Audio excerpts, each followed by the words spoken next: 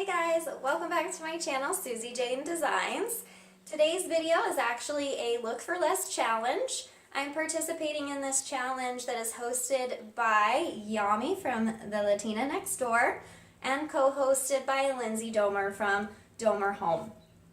I will go ahead and link both of their channels in the description box below. I will also be linking the playlist for all of the other members that are participating in the Look for Less challenge in the description box below. Please make sure that you check all of them out and give them your support as well.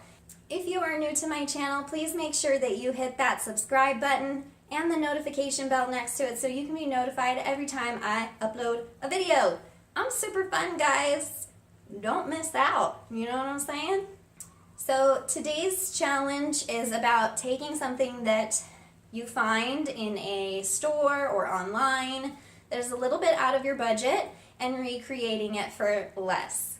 Today's video is really exciting for me because I was already planning on making this for my kitchen. We are revamping our kitchen right now and just making it a little more functional for our family. So this is a project that I was already planning on making. So to make it for the Look for Less challenge wasn't a huge leap for me. This item I found at Hobby Lobby. I am super excited to share with you guys how I recreated this Hobby Lobby item and take you along with me. I definitely want to make a disclaimer though, not a carpenter. This girl, not a carpenter. But I did do a majority of this project on my own, which you will see in the video. My hubby is fantastic and he does help me collaborate. No? Okay, gonna move on. Without any more of my crazy nonsense, let's go ahead and jump into the project. Okay guys, so the original piece from Hobby Lobby is this chicken wire wall decor that is $119.99, and we're gonna recreate it for 30 bucks. The supplies that we'll need are one handle, one set of hinges in a 2-pack, one 1-foot by 8-foot pine board, those are 8 feet long, 4 poplar boards, which are 1/2 inch by 1.5 inch and 48 inches long, a set of magnet latches, some wood stains, some chalk paint, some spray paint, and some chicken wire. I started by cutting my 1x8 board down to 24 inches. I cut 3 24-inch long pieces with my miter saw.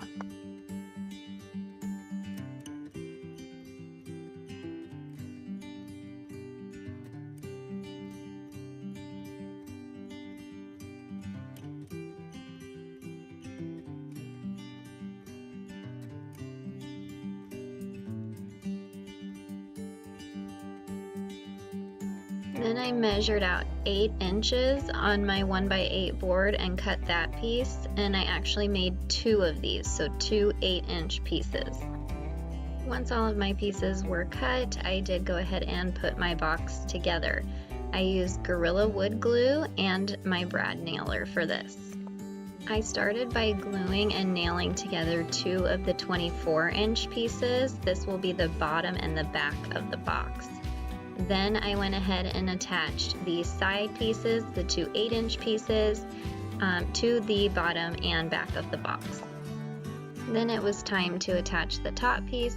This part was a little bit trickier, so I did go ahead and just kind of maneuver it in there. I did make a little bit of a mess with the wood glue, I'm not gonna lie, but you can wipe that up when you're done.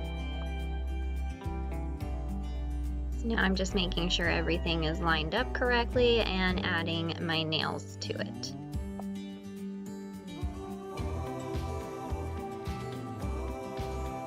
Now, as you can see, I'm just taking an old rag and I'm wiping off as much of the wood glue as I can. Once my box was all put together, I used my orbital sander to give it a good sanding. I did the entire outside of the box and the entire inside of the box to make sure it was nice and smooth. Now I am using my trusty Minwax wood stain in the color Early American, and I'm going to stain the entire box, outside, inside, back, bottom, all of it, the whole thing in Early American.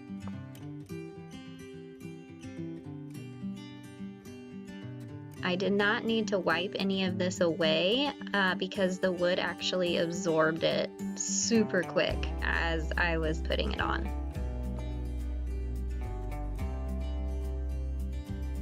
There are a couple of places on the box that I wasn't extra careful in making sure that I got the wood glue off, so the stain didn't hold very well in those areas, so just be careful of that.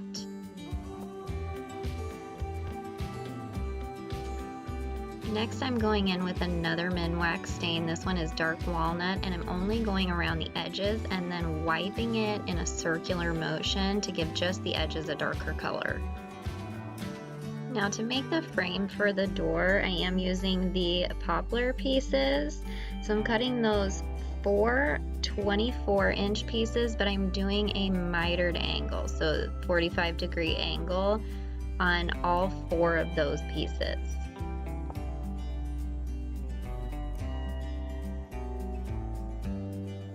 And the other pieces that you will need for the frame of the door are 4 5.5-inch pieces, also mitered, so 5.5 is going to be the long point.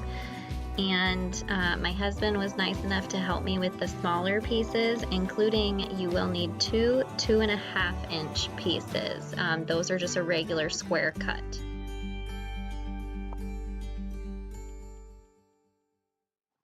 And we actually had quite a bit of this poplar board left over. This is the 1/2-inch by 1.5-inch pieces. So, you know, maybe there will be some frames in my future. I don't know.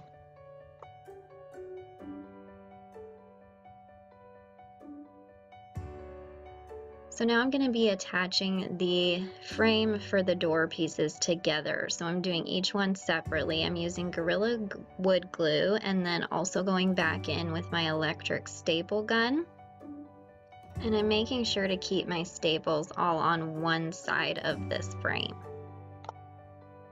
And I did this to both sets of the frame pieces, so you'll end up with 2 separate frames.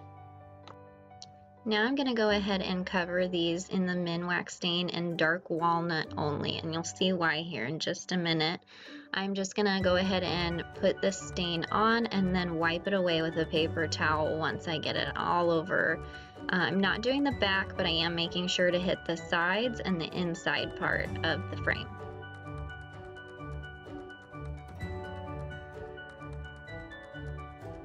Once the stain was dry, I'm going back over the frame pieces with my Waverly chalk paint in the color white.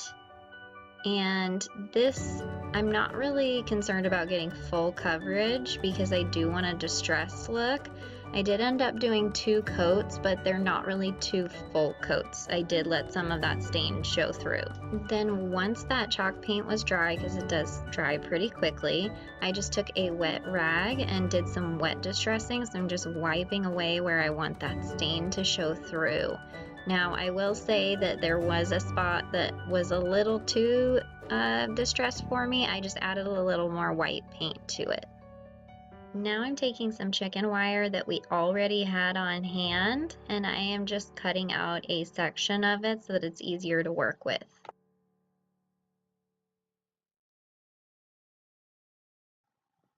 Once I got that cut out, I did flatten it out a little bit just so that it's easier to work with, and then I measured it against one of my frame pieces so I could cut it down to size.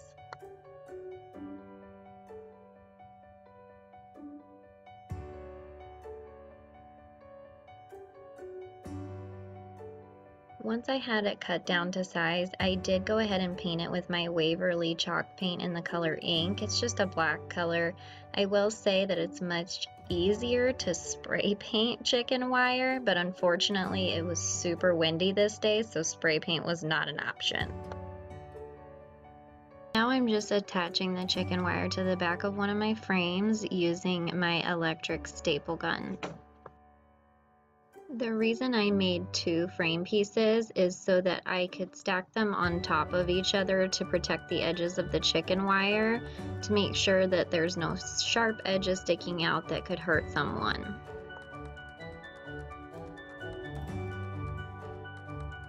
Now I am using the piece that's going to be on the inside of the box, and I'm using my drill to pre-drill the holes for the handle, as well as some extra holes around the frame of the box to hold the two pieces together.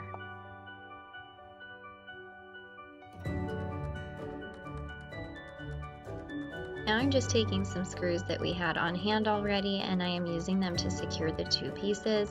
One of the screws did strip, but I was able to get that fixed.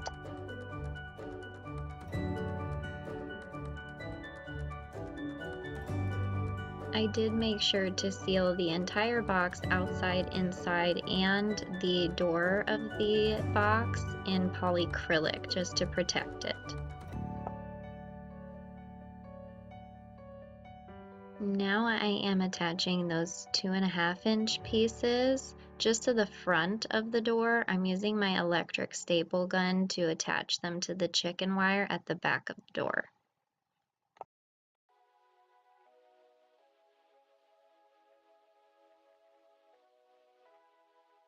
Now I have my handle and my hinges, and I'm just using a black spray paint that I had on hand already, and I am spraying these down. I'm just doing light coats, and I did 2 coats. Once this was dry, I did flip it over and do the underside of the handle as well as the other side of the hinges. Now I'm taking a bronze spray paint that I had on hand, and I just sprayed it onto my plastic, and I'm using a paper towel to kind of brush it on just in a couple of areas onto the handle and the hinges to give it a distressed look.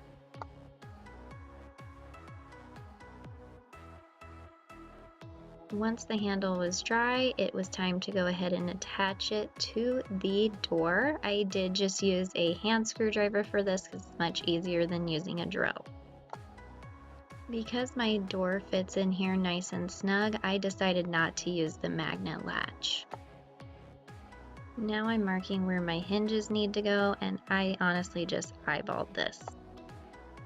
I didn't show this part, but I did pre-drill the holes for the hinges. Now I'm just attaching the hinges to the door where I had pre-drilled those holes.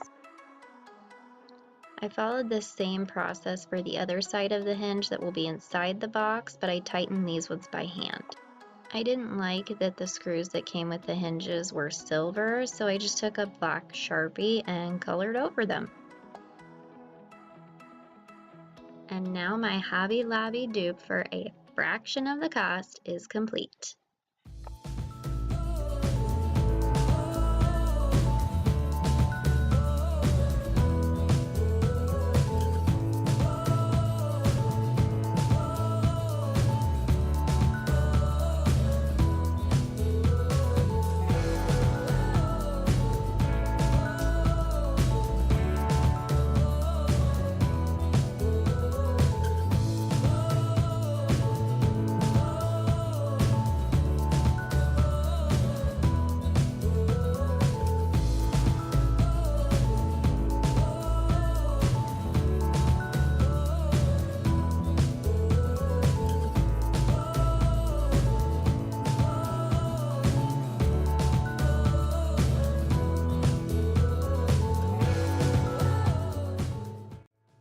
I could not be happier with my Hobby Lobby dupe. If you guys would like to see how I made the toaster cover to the left of the screen, I will link that video in the description box below.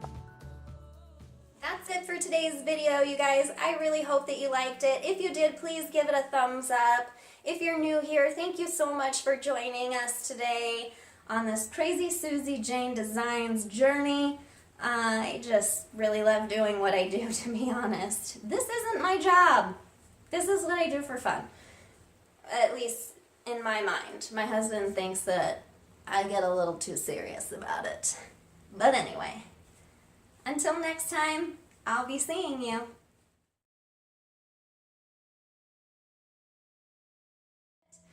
Why am I out of breath? It's like I ran a marathon. I didn't run a marathon. I can't run marathons. More power to those of you that do, though. You know what I'm saying? Get your run on. It is the same. I don't want to ruin that. I don't want to ruin that. No hints, people. I am not telling you my secrets. You'll just have to wait and watch and see what they are. I'm so weird. And please click that subscribe button. Button? What is a button? Holy magoli. What is happening here? But really though, I just really like doing this. Even if it's only my family that watches me. I love you all. I love you. And you guys are such a great support system. Holy cows, guys. My heart goes pitter-patter. Pitter-patter. Anyway.